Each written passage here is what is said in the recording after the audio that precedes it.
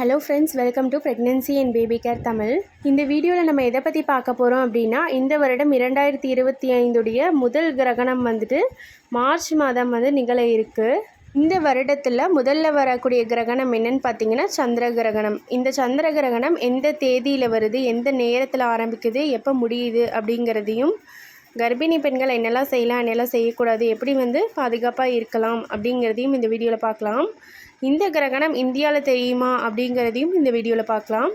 Video ஃபுல்லாக skip பண்ணாமல் முழுமையாக பாருங்கள். அப்போ தான் நான் என்ன சொல்கிறேன் அப்படிங்கிறது உங்களுக்கு தெரியும். நம்ம சேனல் இப்போ தான் முதல் முறையாக பார்க்குறீங்க அப்படின்னா மறக்காமல் சப்ஸ்கிரைப் பண்ணிவிட்டு பாருங்கள். அப்போ தான் நான் போடுற வீடியோஸ்லாம் உங்களுக்கு நோட்டிஃபிகேஷனில் வரும். ஒரு வருடத்தில் மொத்தம் 4 கிரகணங்கள் ஏற்படும். 2 சந்திர கிரகணங்கள், 2 சூரிய கிரகணங்கள் ஒரு வருஷத்தில் வரும். இந்த 2025 முதல்ல வரக்கூடிய கிரகணம் என்னன்னு பார்த்தீங்கன்னா சந்திர கிரகணம். இந்த சந்திர கிரகணம் எந்த தேதியில் வருது அப்படின்னு பார்த்தீங்கன்னா மார்ச் 14 வெள்ளிக்கிழமை காலை 9:27 தொடங்கி பிற்பகல் 3:30 வரை இந்த சந்திர கிரகணமானது நிகழும். மொத்தம் 6 மணி நேரங்கள் இந்த சந்திர கிரகணமானது நிகழும். சந்திர கிரகணம்னா என்ன அப்படிங்கிறத பற்றி பார்த்தரலாம். சூரியன், சந்திரன், பூமி இது மூன்றும் ஒரே நேர்கோட்டில் வரும்போது பூமியின் நிழல் சந்திரனை முழுவதுமாக மறைச்சிக்குது. அதனால தான் சந்திர கிரகணம் ஏற்படுது. அதுவும் இந்த தடவை வரக்கூடிய சந்திர கிரகணம் ஒரு ஆச்சரியமூட்டும் சிவப்பு நிறத்தை சந்திரனுக்கு கொடுக்குது. அதாவது இது இரத்த நிலவு அப்படின்னு சொல்கிறாங்க. சந்திரன் ரெட் கலரில் நல்லா பிளட் மூன் அப்படின்னு சொல்லுவாங்கள்ல, அந்த கலரில் சந்திரன் இருக்க போகுது. இந்த கிரகணத்தை பெனும்பிரல் சந்திர கிரகணம் அப்படின்னு சொல்கிறாங்க. இந்த சந்திர கிரகணம் நம்ம இந்தியாவில் பகல் நேரத்தில் வருது. அதனால் நம்ம இந்தியாவில் பார்க்க முடியாது. ஆனாலும் அதோட தாக்கம் கண்டிப்பாக இருக்கும். அதனால் கர்ப்பிணி பெண்கள் பாதுகாப்பாக இருக்கணும். கர்ப்பிணி பெண்கள் மட்டுமல்ல, வயதானவர்கள், குழந்தைகள், நோயாளிகள் எல்லாருமே பாதுகாப்பாக இருக்கணும். ஏன்னா கிரகண நேரத்தப்போ கதிர்வீச்சோட தாக்கம் அதிகமாக இருக்கும். அதனால தான் கொஞ்சம் பாதுகாப்பாக இருக்கிறது நல்லது.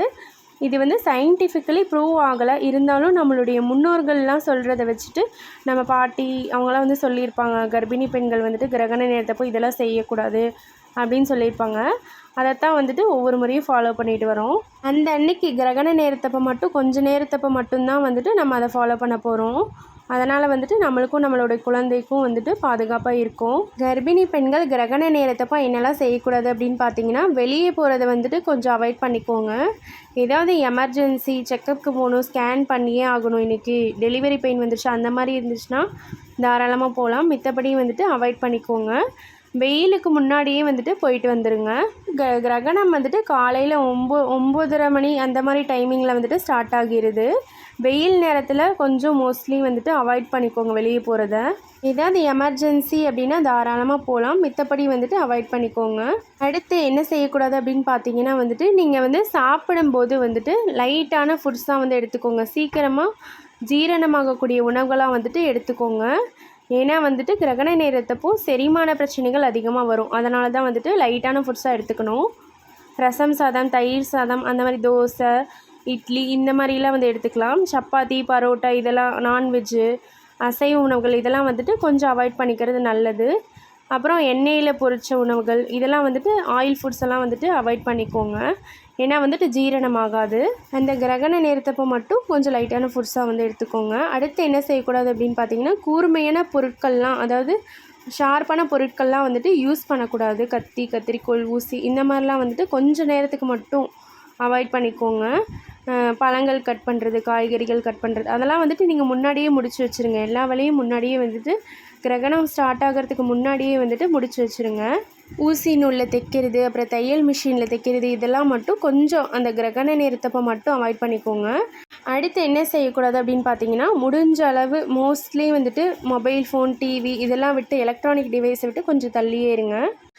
ஃபோன் பார்க்கலாம், ஆனால் கொஞ்ச நேரம் மட்டும் பாருங்கள். ரொம்ப அதிக நேரமாக பார்க்க வேணாம். ஏன்னா கிரகண நேரத்தப்போ ரேடியேஷனோட தாக்கம், அதாவது கதிர்வீச்சோட தாக்கம் வந்துட்டு இருக்கும். அதனால தான் வந்துட்டு மொபைல் ஃபோன் யூஸ் பண்ண வேணாம். அப்புறம் லேப்டாப்லலாம் ஒர்க் பண்ணுறவங்க அந்த கிரகண நேரத்தப்போ மட்டும் கொஞ்சம் வந்து தள்ளி வச்சுக்கோங்க. அதுக்கப்புறம் வந்துட்டு நீங்கள் ஒர்க் பண்ணலாம், யூஸ் பண்ணலாம், என்ன வேணால் பண்ணலாம். அப்புறம் கிரகண நேரத்தப்போ வந்துட்டு வெயில் வந்துட்டு ஜாஸ்தியாக இருக்கும். சும்மாவே வந்துட்டு ரொம்ப வெயில் அடிக்குது. கிரகண அன்னைக்கு வந்துட்டு ரொம்ப வெயில் ஜாஸ்தியாக இருக்கும். அதனால் வந்துட்டு கர்ப்பிணி பெண்கள் தண்ணி வந்துட்டு நிறைய குடிங்க. நார்மலாகவே கர்ப்பிணி பெண்கள் வந்துட்டு தண்ணி வந்துட்டு நிறைய குடிக்கணும். அந்த அன்னைக்கு வந்துட்டு நல்லா நிறைய குடிங்க தண்ணி. பழங்கள்லாம் வந்துட்டு நிறைய எடுத்துக்கோங்க, இல்லைன்னா ஃப்ரெஷ் ஜூஸ் கூட எடுத்துக்கலாம். சாப்பாடு சாப்பிட்றப்ப மட்டும் லைட்டான ஃபுட்ஸாக வந்து எடுத்துக்கோங்க. அப்புறம் கிரகணம் முடிஞ்சதுக்கப்புறம் ஃப்ரெஷ் ஆகிக்கோங்க, குளித்து ஃப்ரெஷ் ஆகிக்கோங்க. நான் சொன்ன மாதிரி கர்ப்பிணி பெண்கள், வயதானவர்கள், குழந்தைகள், நோயாளிகள் எல்லாருமே வந்துட்டு பாதுகாப்பாக இருந்துக்கோங்க. இந்த வீடியோ உங்களுக்கு யூஸ்ஃபுல்லாக இருந்திருக்குன்னு நினைக்கிறேன். நம்ம சேனலை இப்போ தான் முதல் முறையாக பார்க்குறீங்க அப்படின்னா மறக்காமல் சப்ஸ்கிரைப் பண்ணிவிட்டு பாருங்கள். அப்போ தான் நான் போடுற வீடியோஸ்லாம் உங்களுக்கு நோட்டிஃபிகேஷனில் வரும். இது மாதிரி வீடியோஸ் மட்டுமல்ல, pregnancy related videos, baby care videos இது மாதிரி நிறைய போடுவேன். மறக்காமல் சப்ஸ்கிரைப் பண்ணிக்கோங்க. தேங்க்யூ.